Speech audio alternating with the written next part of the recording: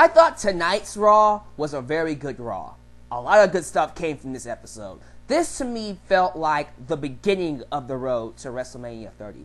Last week's Raw had its moments. Jake the Snake Roberts returning, the stuff with the Shield and Roddy Piper. That was good. But it didn't really have that punch that made me feel like this is the beginning of the road to WrestleMania.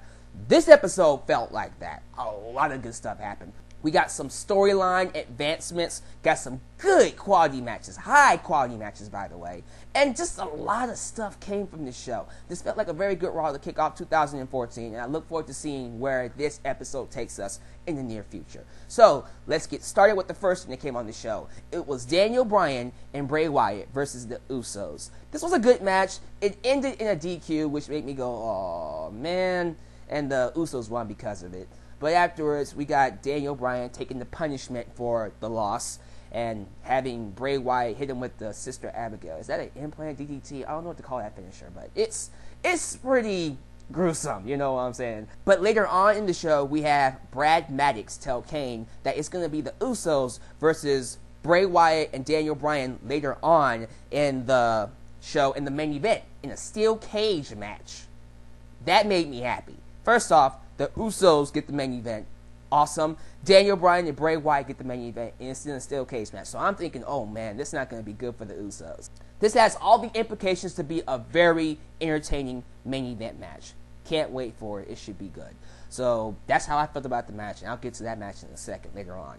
Then we got John Cena versus Damien Sandow. Good match. I like Damien Sandow putting up a fight against Cena. They had some good back and forth action. Cena pretty much overpowers Sandow and picks up the victory with I was going to say F you, but an attitude adjustment. 1, 2, 3.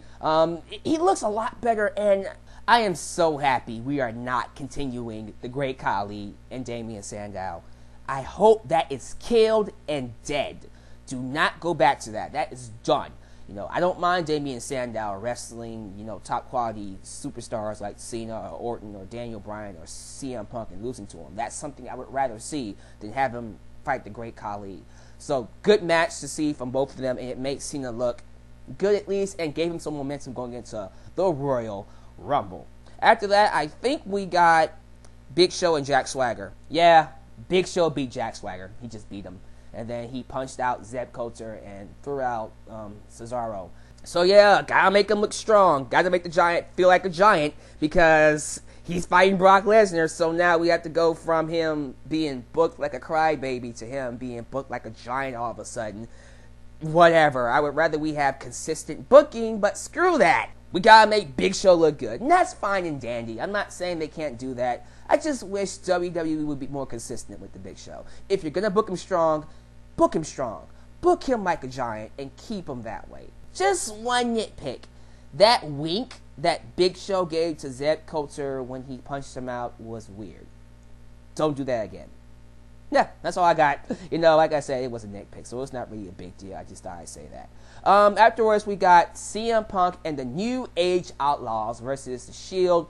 Good match overall, but the shocking ending, well, actually, it's not a shocking ending. I think we all saw this coming, but it might be a shocking ending to some.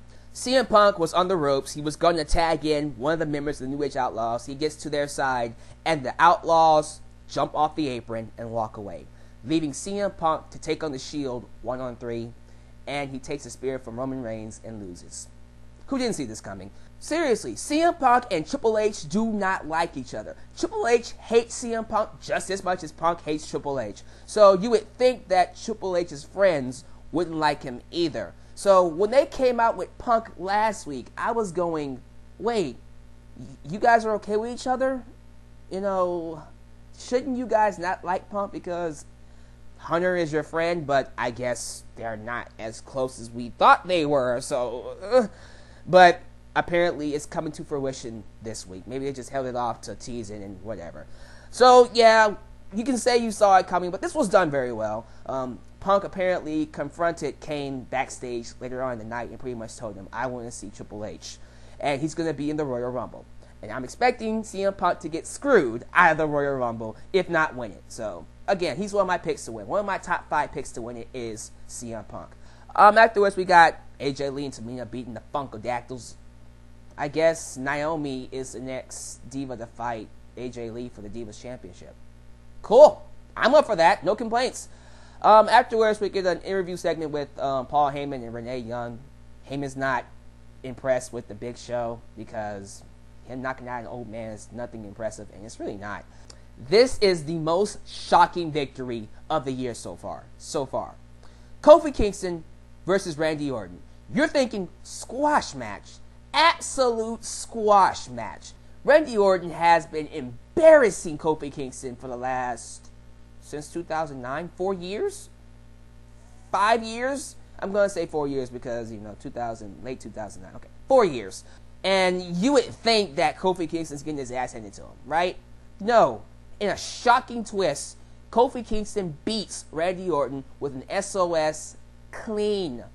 The WWE Champion Randy Orton lost to Kofi Kingston clean. This made me happy.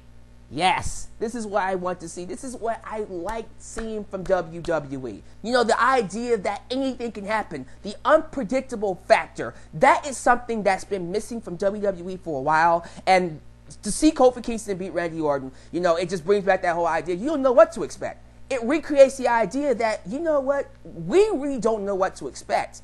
So hopefully we get more of this. Kofi Kingston beating Randy Orton needs to happen. And it led into Randy Orton beating up John Cena's dad, who always seems to get beat up anytime he arrives. Don't you guys realize that? Anytime John Cena's dad is on the TV screen or making an appearance on Raw, period, he always seems to get hurt. And I think that's kind of funny. So Randy Orton beats up Cena's dad, and then Cena comes out to, I guess, save him. Yeah, they're using John Cena's dad to build into their feud, just like in 2007. Because they have nothing else to build up this match.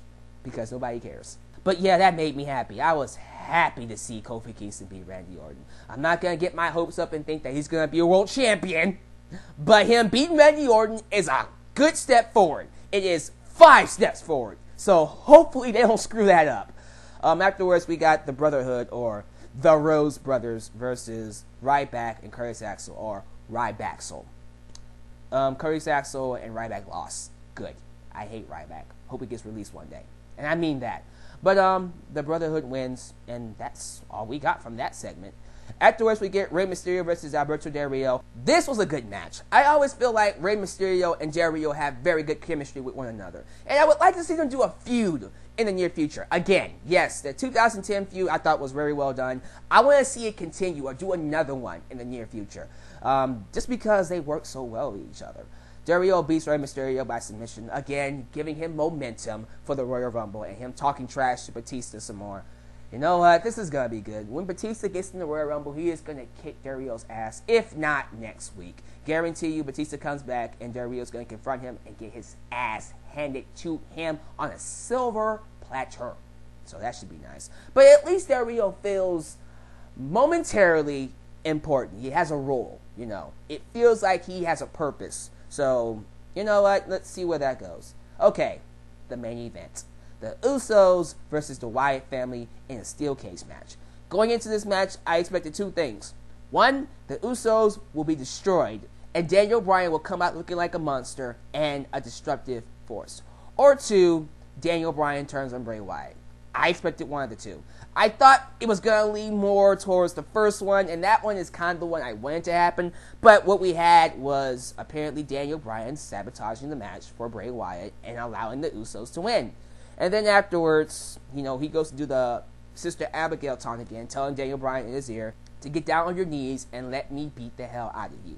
Daniel Bryan gets down on his knees. He goes for Sister Abigail. He gets out of it, and then he starts wailing on Bray Wyatt. And guess what? The Wyatt family can't get inside the cage because Kane pretty much said, I have the key to the cage until everything is done. So Daniel Bryan beats the living hell out of Bray Wyatt. That arena goes nuts.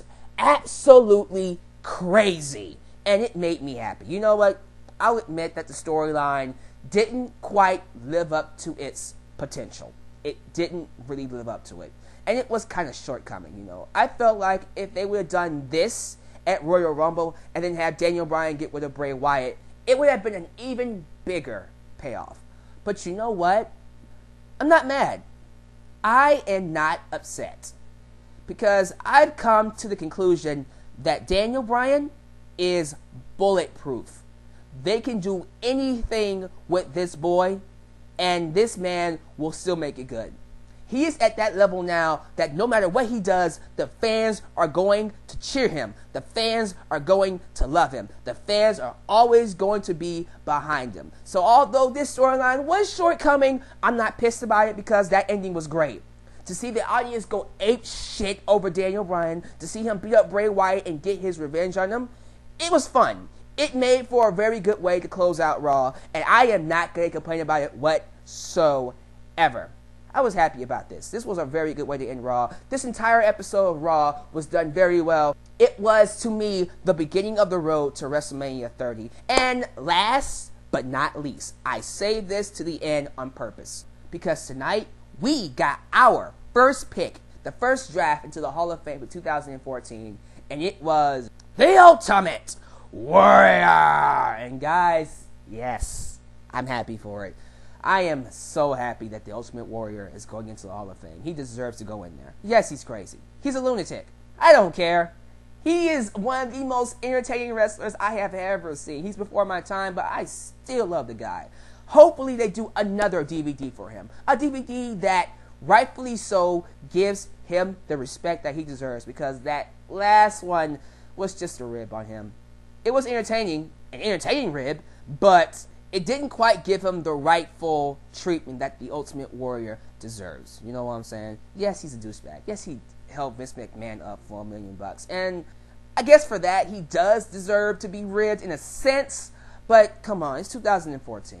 Respect the guy for what he has contributed to the business. So congratulations to the Warrior for being the first inductee into the Hall of Fame. Never thought I would see that. Now, hopefully the next few are either Jake the Snake Roberts, Macho Man, and although it probably won't happen, I can hope Owen Hart. If those three go in, Macho Man, Jake the Snake Roberts, and Owen Hart, I can honestly say the Hall of Fame is truly, truly prestigious. Not trying to say it's not prestigious right now, but those three names will really solidify the Hall of Fame as the place you want your legacy to end up at, you know. To be in the Hall of Fame with the likes of the Ultimate Warrior, with Jake the Snake Roberts, with Owen Hart, with Macho Man Randy Savage, with Hulk Hogan, with so many others, Andre the Giant, Dusty Rhodes. I can go on forever. I'm going to end up wasting this entire video doing that. Yeah, I'm happy about this pick. But guys, tell me down below your thoughts, like I said before. And I will see you guys at my next video, whenever it is, whatever it is. This is your boy, Alyx Man, signing off. You guys take care. Peace out.